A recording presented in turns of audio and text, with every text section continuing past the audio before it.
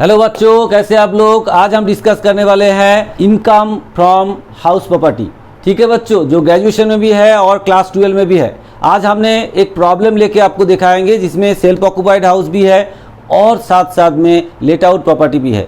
Already हमने 2 lecture दे चुके हैं जहाँ पे हमने ऑलरेडी आपको बताया है किस तरह से सेल्फ ऑक्यूपाइड का अलग से कैसे होता है और किस तरह से लेट आउट प्रॉपर्टी का कैलकुलेशन होता है। तो आज हम दोनों मिला के एक प्रॉब्लम लिए जो कि क्लास 12 मतलब बोर्ड में एचएस में आ चुके हैं। ऐसे ही कोई प्रॉब्लम, ऐसे ही इंपॉर्टेंट प्रॉब्लम लेके हम डिस्कस कर रहे हैं। ठीक है बच्चों, चलिए कॉपी पेन लेके आप लोग बैठ जाइए और शुरू हो जाते हैं। चलिए,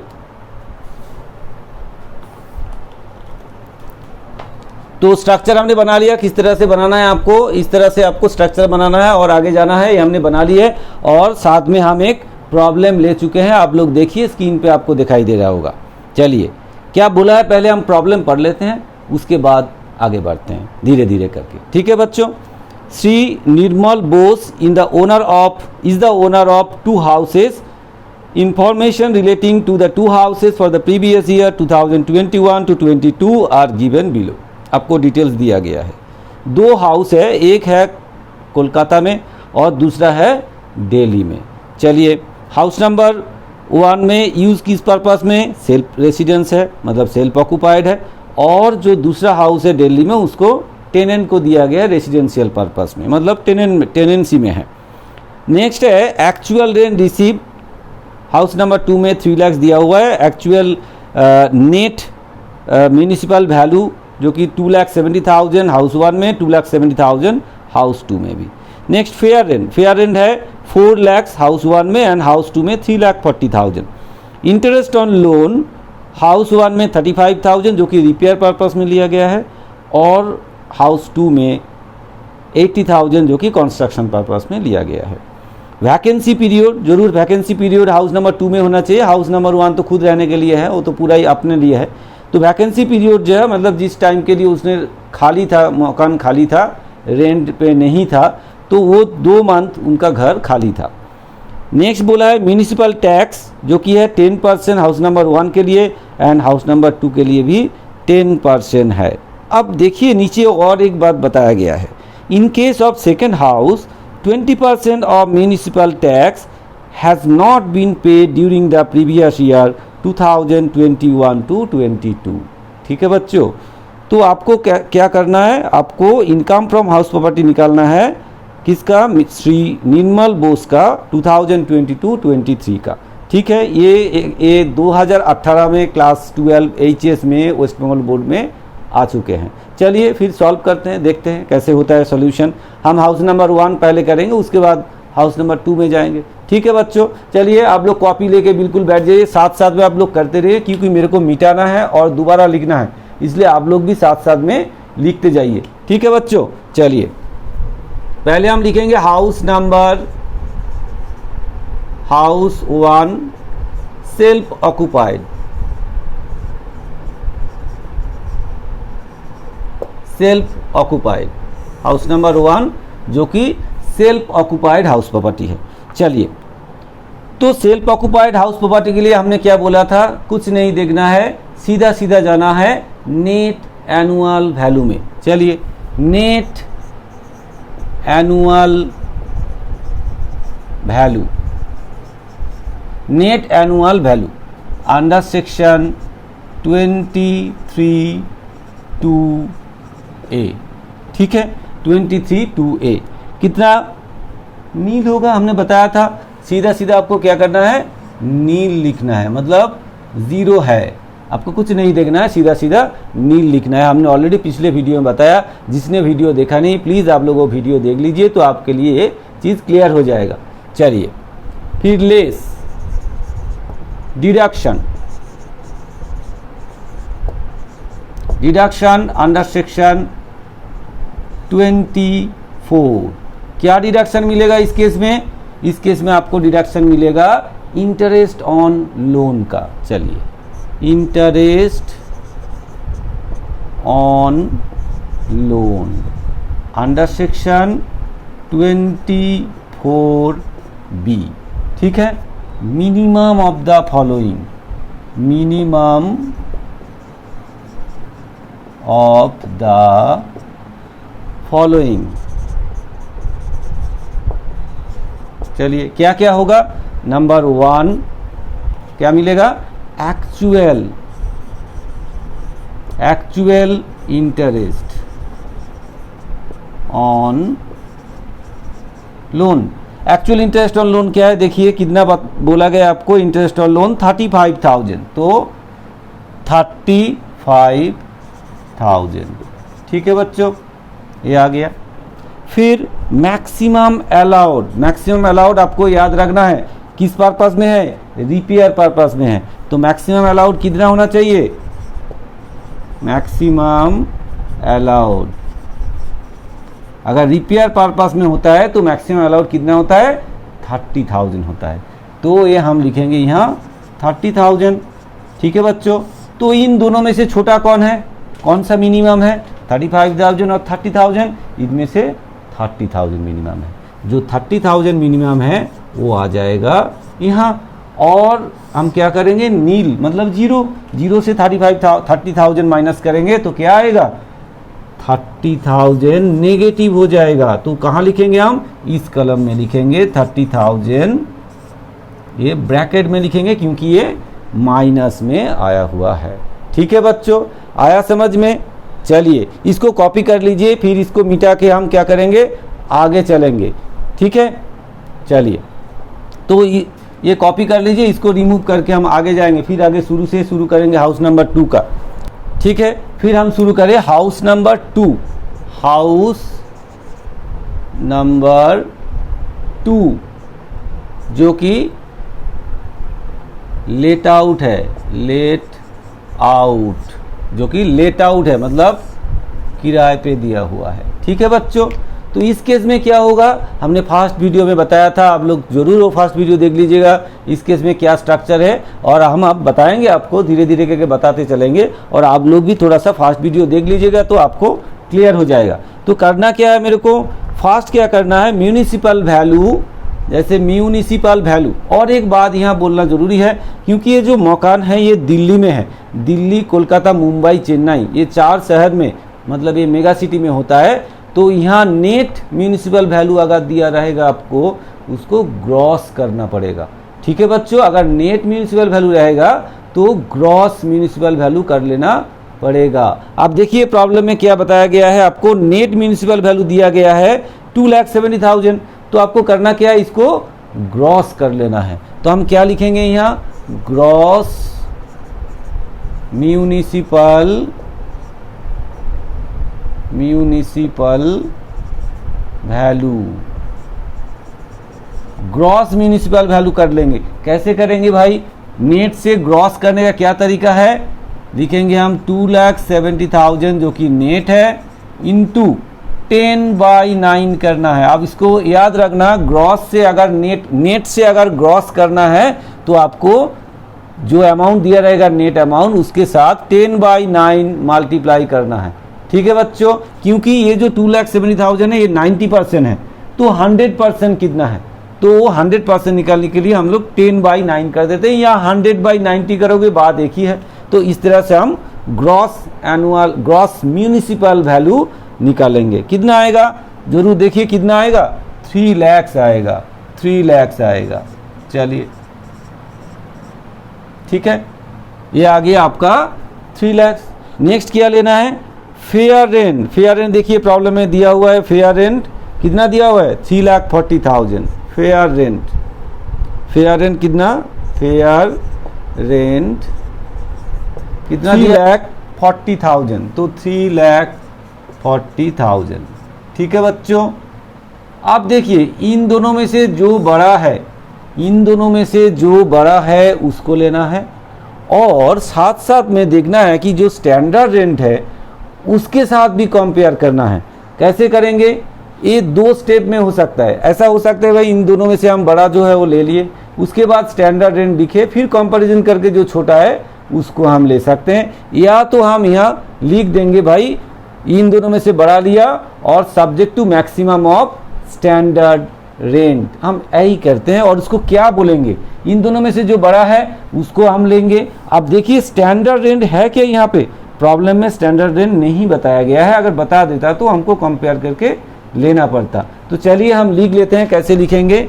ये जो आया है आपका, इन दोनों में से जो बड़ा है, मतलब जो हायर है, इन दोनों में से जो हायर है, जो हायर है उसको हमको लेना है। उसको लिखेंगे क्या?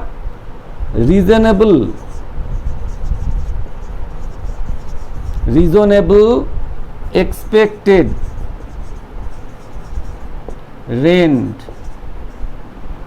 रीजनेबल एक्सपेक्टेड रेंट, ठीक है। Reasonable expected rent under section 23(1)(a, higher of the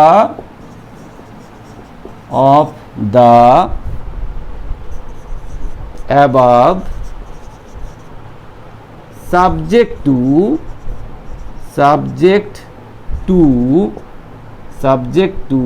maximum of standard rent, यहाँ पे स्टैंडर्ड रेंट आपको प्रॉब्लम में नहीं बताया गया है, अगर बता देता तो आपको कंपेयर करके, ये जो बड़ा है, जिसमें से जो बड़ा है उसके साथ कंपेयर करके मैक्सिमम आप स्टैंडर्ड रेंट तक जा सकता है, उसके ऊपर नहीं जा सकता। अगर स्टैंडर्ड रेंट छोटा होता, आपका ये अमाउंट बड़ा होता, तो स्टैंडर्ड रेंट वाला अमाउंट ही यहाँ लिखना पड़ता। अगर स्टैंडर्ड रेंट छोटा होता, बड़ा होता और आपका ये अमाउंट छोटा होता, तो आप यही अमाउंट लिखते, ठीक है। तो यहाँ पे दिया नहीं है तो हम इसी को ही मान लेंगे। तो कितना आ जाएगा ये? 3,40,000, क्योंकि इन दोनों में से बड़ा कौन है? ये है, तो हो जाएगा, ठीक है। तो आगे हमारा रीजनेबल एक्सपेक्टेड रेंट आ गया, ठीक है बच्चों। तो चलिए इसके बाद हम आगे बढ़े। इसके बाद क्या करना है? रीजनेबल एक्सपेक्टेड रेंट के साथ एक्चुअल जो रेंट है, मतलब एनुअल जो रेंट है, अगर उसमें अनरियलाइज रेंट रहा तो एनुअल रेंट से अनरियलाइज रेंट माइनस करके लेना पड़ेगा। अगर नहीं रहेगा तो एनुअल रेंट जितना होना चाहिए वो हमको यहाँ लिखना है। चलिए फिर लिखते हैं एनुअल रेंट, एनुअल रेंट। अब प्रॉब्लम में देखें एनुअल रेंट कितना है। देखिए आपको बताया गया कि एक्चुअल रेंट जो रिसीव हुआ है वो 3 लाख से। अब नीचे देखिए अब बताया गया है वैकेंसी पीरियड है 2 मंथ। इसका मतलब क्या हुआ? इसका मतलब है आपको जो रेंट मिला है वो रेंट आपको 10 मंथ्स के लिए मिला है, 10 महीने के लिए मिला है, ठीक है। तो जो रेंट आपको रिसीव हुआ है वो 10 मंथ्स के लिए। अगर 10 मंथ्स के लिए आपको 3 लाख मिलता है तो एनुअल मतलब 12 महीने में कितना मिला, 12 मंथ्स के लिए कितना मिला, वो हमको कैलकुलेट करना है। कैसे करेंगे आप देखिए, 3 लाख आपको मिला है 10 महीने के लिए, तो 12 महीने के लिए कितना होगा, 12/10, 12/10। देखिए कितना आ रहा है, कितना आएगा 3,60,000, ठीक है बच्चों, 3,60,000। अब देखिए यहाँ क्या करना है, यहाँ क्या करेंगे हम, इन दोनों में से जो हायर होगा, मतलब ए और ए, इन दोनों में से जो हायर है, इन दोनों में से जो हायर होगा उसको हम लिखेंगे। तो हायर कौन सा है, 3,40,000, 3,60,000। इनमें से हायर कौन सा है भाई, जरूर 3,60,000 होगा। तो यहाँ लिखेंगे 3,60,000 और इसके सीधा क्या लिखेंगे, हायर ऑफ एबव। एबव का मतलब इन दोनों में से, reasonable expected rent and annual rent, इन दोनों में से जो हायर है वो हमने लिखा हायर ऑफ एबव। तो हायर ऑफ एबव ये हो गया, इन दोनों में से जो हायर है वो लिखेंगे। फिर उसके बाद क्या करेंगे, उसके बाद क्या करेंगे, उसके बाद हमको करना ये है कि भाई जो वैकेंसी पीरियड था, उस वैकेंसी पीरियड के लिए जो ओनर है उसका लॉस हुआ है, 2 महीने का तो पैसा मिला नहीं है उसको, फिर भी अगर उसको टैक्स देना पड़े ये तो सही नहीं है। तो वैकेंसी पीरियड के लिए जो लॉस हुआ है वो उनको छूट मिल जाएगा, ठीक है बच्चों। वैकेंसी पीरियड के लिए जो लॉस उसको हुआ है वो उसको छूट मिलेगा। तो यहाँ बोला क्या है, देखिए वैकेंसी पीरियड क्या है, 2 महीने के लिए है। तो 2 मंथ्स का उसका लॉस हुआ वैकेंसी के लिए, तो इससे हम लेस करेंगे, less loss due to vacancy, loss due to vacancy. कितना लॉस हुआ? अब देखो 12 मंथ्स के लिए आपको कितना मिला था? 3,60,000 एनुअल रेंट है, तो 2 महीने का कितना होगा? तो 3,60,000 ये 12 महीने के लिए है, तो 2 महीने के लिए कितना होगा? कैसे करेंगे? 12 से डिवाइड करेंगे, 2 से मल्टीप्लाई करेंगे, मतलब 3,60,000 इंटू 2/12। ठीक है बच्चों, तो अगर ये करेंगे तो कितना आएगा भाई? बोलो कितना आना चाहिए? 60,000 आना चाहिए। तो हम ये 60,000 यहाँ बैठाएंगे और इससे क्या करेंगे? ये 3,60,000 से 60,000 माइनस करेंगे, कितना आएगा भाई? 3 लाख आ जाएगा। ठीक है बच्चों, आ रहा है समझ में? आगे आपको 3 लाख, ये 3 लाख है क्या? ये जो 3 लाख आपको निकाला है, ये इसको हम बोलेंगे ग्रॉस एनुअल वैल्यू। ठीक है बच्चों, ग्रॉस एनुअल वैल्यू आपका निकल गया 3 लाख। ठीक है, आप लोग साथ साथ में कॉपी करते रहिए या तो स्क्रीनशॉट कर लीजिए, क्योंकि हमको आगे जाना है तो इसको मिटाना पड़ेगा, मिटा के फिर हम आगे चलेंगे। ठीक है बच्चों, तो आप देखो ग्रॉस एनुअल वैल्यू हमको तो मिल गया है। इसके बाद क्या करना है? आप देखो इसके बाद क्या करना है, जो म्यूनिसिपल टैक्स जो ओनर ने पे किया है, जरूर ये चीज़ आपको ध्यान देना है, ओनर जितना अमाउंट म्यूनिसिपल टैक्स पेड करेगा उतना ही उनको छूट मिलेगा। अगर टेनेंट ने पेड किया छूट नहीं मिलेगा, अगर उन्होंने नहीं पेड किया, ओनर पेड किया ही नहीं है, तो भी छूट नहीं मिलेगा। इसलिए जितना अमाउंट ओनर पेड करेगा उतना ही उसको छूट मिलेगा। तो क्या करेंगे फिर इसके बाद? लेस, क्या लेस होगा? Municipal tax paid by owner, ये जरूर लिखना है, पेड बाय ओनर।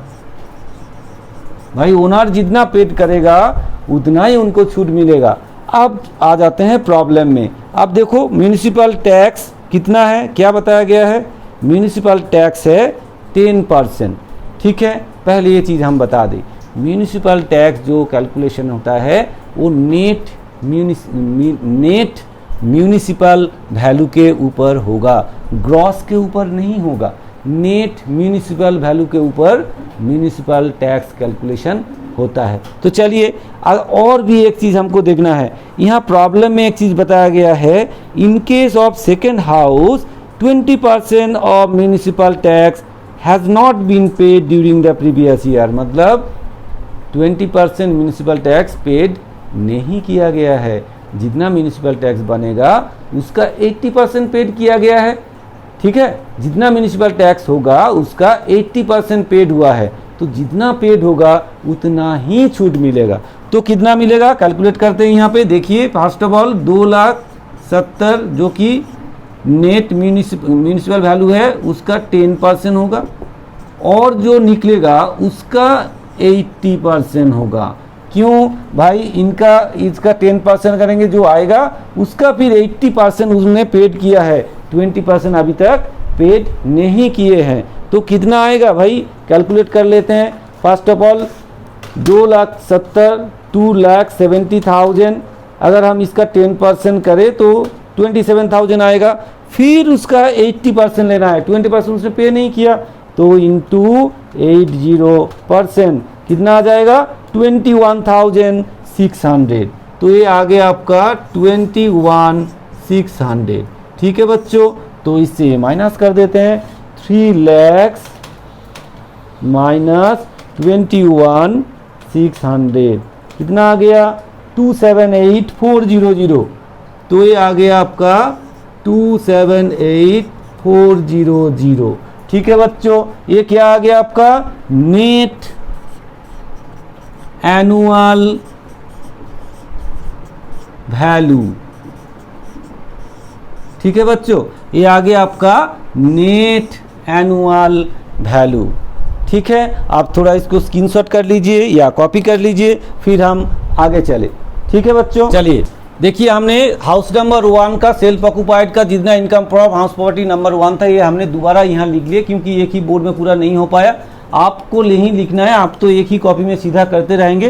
तो जो निकला था हमने यहाँ लिख लिए हैं, और दोबारा हमने हाउस नंबर 2 का जो नेट एनुअल वैल्यू है वो हमने दोबारा यहाँ लिख लिए हैं कि इसके बाद कुछ स्टेप्स हैं उसको करने के लिए आपको करने का जरूरत नहीं, क्योंकि आपका कॉपी में ऑलरेडी लगातार चलता रहेगा, वो कंटिन्यूटी रहेगा। ठीक है बच्चों, तो फिर हमको क्या मिला है, net annual value house number 2 का मिल गया है। इसके बाद क्या करना है आपको पता है, इसके बाद एक छूट मिलता है, दो चीज का छूट मिलता है। एक होता है, चलिए लिखते हैं, डिडक्शन अंडर सेक्शन 24 का दो छूट है वो इनको मिलेगा। क्या क्या छूट मिलेगा, नंबर 1 है इंटरेस्ट ऑन, सॉरी, दो छूट मिलेगा। नंबर 1 क्या है, नंबर 1 है standard deduction, standard deduction, standard deduction under section 24A कितना रहेगा ना, 30% ऑफ नेट एनुअल वैल्यू। ठीक है बच्चों, 30% ऑफ नेट एनुअल वैल्यू, इसका मतलब आपको बिल्कुल याद रखना पड़ेगा कि भाई ये कैलकुलेशन आपको याद रखना है, साम्स में नहीं बता जाएगा, आपको याद करके रखना पड़ेगा। ठीक है, इंटू 30%। तो चलिए कितना आएगा कैलकुलेट कर लेते हैं, 278,400 इंटू 30%, 83520, ये आ गया आपका 83520। ठीक है बच्चों, 83520। और दूसरा क्या छूट मिलेगा आपको, interest on loan, interest on loan. अब देखो इंटरेस्ट ऑन लोन क्या बताया गया यहाँ पे, इंटरेस्ट ऑन लोन है आपका 80,000। ठीक है बच्चों, तो इंटरेस्ट ऑन लोन हो गया आपका 80,000 और ये हो गया 80,000 आपको यहाँ छूट मिलेगा। तो क्या करेंगे, हम इन दोनों को जोड़ेंगे, जोड़ के यहाँ लिखेंगे। तो इन दोनों को जोड़ देते हैं, कितना आ जाएगा देखिए, तो इन दोनों को जोड़ेंगे तो आएगा 163,520। तो यहाँ लिखेंगे 163,520। ठीक है बच्चों, फिर क्या करेंगे भाई, इनसे ये लेस ही करना है। अब लिखा हमने डिडक्शन है, ये आपका 24 का डिडक्शन, ये छूट मिलेगा आपको, तो ये यहाँ से लेस कर देंगे। तो देखते हैं क्या आता है लेस करने के बाद, 278,400। तो इसका मतलब है आया कितना, 114880, 114880, 4880। ये आ गया आपका income from property house property number 2 का आ गया आपको। ठीक है, तो हम यहाँ लिख देते हैं इनकम फ्रॉम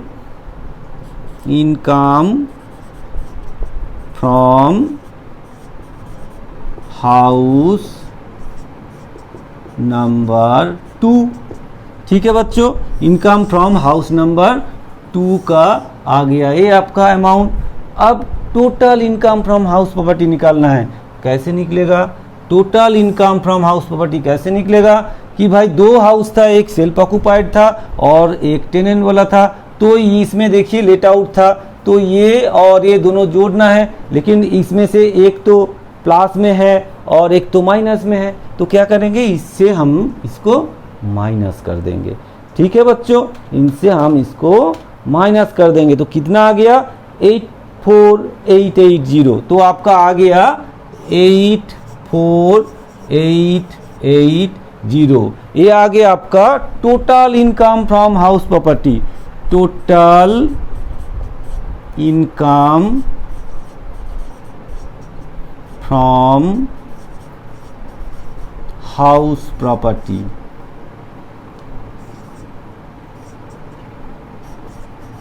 ठीक है बच्चों,